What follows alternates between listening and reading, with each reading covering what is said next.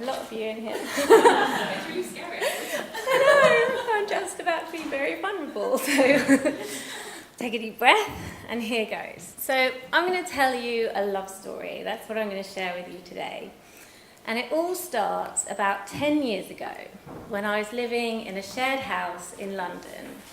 And me and my friend, my best friend, we'd just been to the shop and bought 2 bottles of red wine for £5. And if you heated them up in the oven, they didn't actually taste that bad.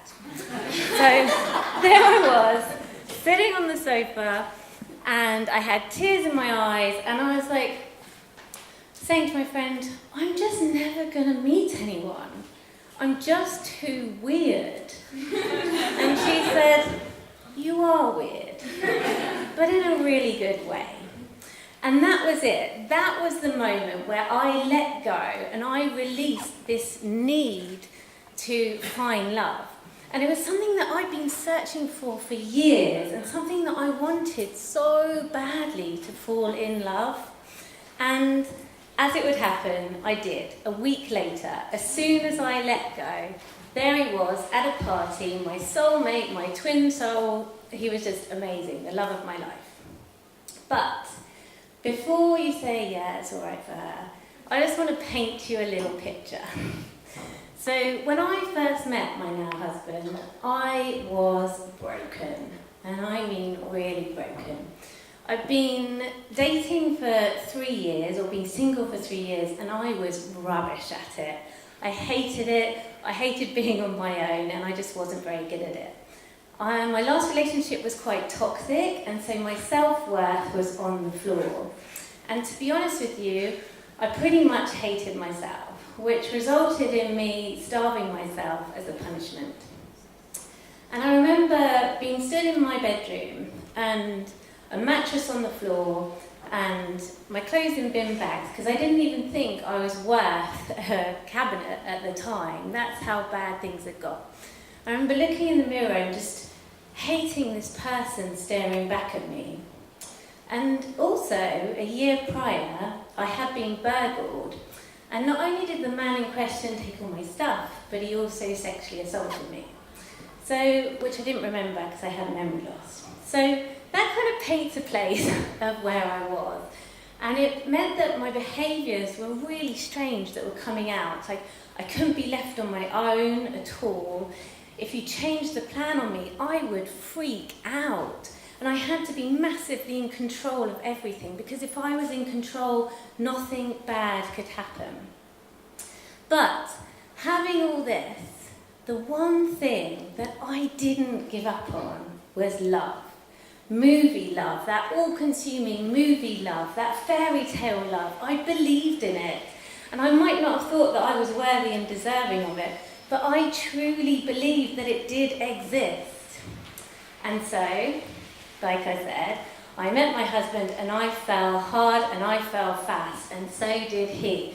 And it was like this roller coaster ride of going at 100 miles an hour. It was just like the most exhilarating experience. And the love that I felt didn't come from me. It came from above. It came from something else. And it cracked me open. And it filled all these parts of me that I didn't like and I hated. And it was such a beautiful, wonderful experience. And when someone is telling you on a daily basis how amazing you are, and how much they love you, and how clever you are, and how sexy you are, and how beautiful you are, you start to believe it. And I thought, wow, maybe there is something in me that's actually worth something. So when I commit to something, I commit to something. And so 6 months after our first date, we moved in together. 7 months later, he proposed. And 9 months later, we got married at our first wedding. We've had 4 because we love that much. I just love love. Love is amazing. I love celebrating it. And weddings are great because like everyone's there and together and celebrating love.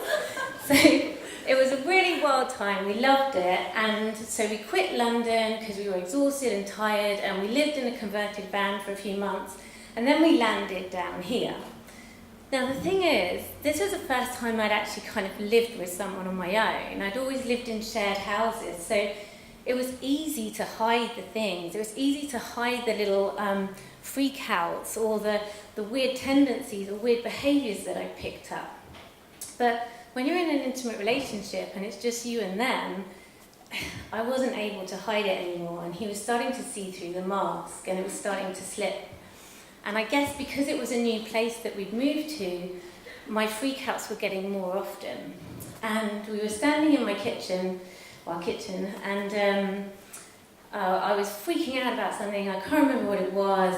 And he just turned to me and he said, "Lucy, I think you need to see someone."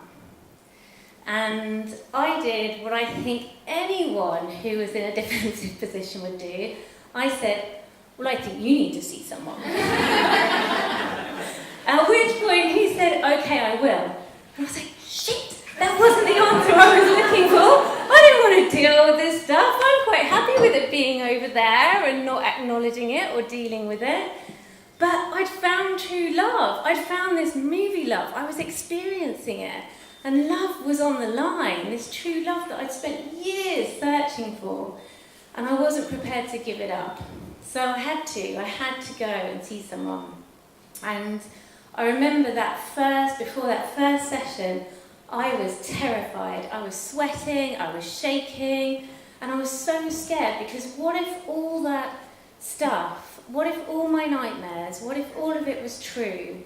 That I was this horrible person that was totally unlovable and I was really mean and all this stuff that my head had created, what if it was real? But like I said, love was on the line and I wasn't prepared to lose it. So I went, and it was one of the best decisions I ever made, and it transformed my life.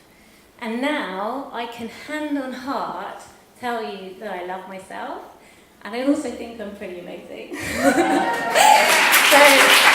thank you. Going from that place, from that girl stood in the mirror just hating herself, to where I am now is amazing. And now that I've let love in, that means that I've fallen in love with myself, and it's affected every area of my life. Every area of my life is a movie, love story, fairy tale. And it's just wonderful. And so what got me here was not like still believing in love. Even though I didn't think I was worthy and deserving of it, I still believed movie love existed, and I knew that it did. And secondly, was allowing myself, giving myself permission to fall in love and letting it just happen, because you can't plan it. There's no that you can't meticulously plan it. It just happens. You just have to go with the flow.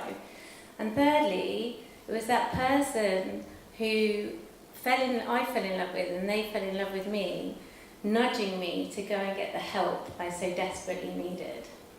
And so what I want to leave with you is that you're all amazing and you're all worthy and deserving of love.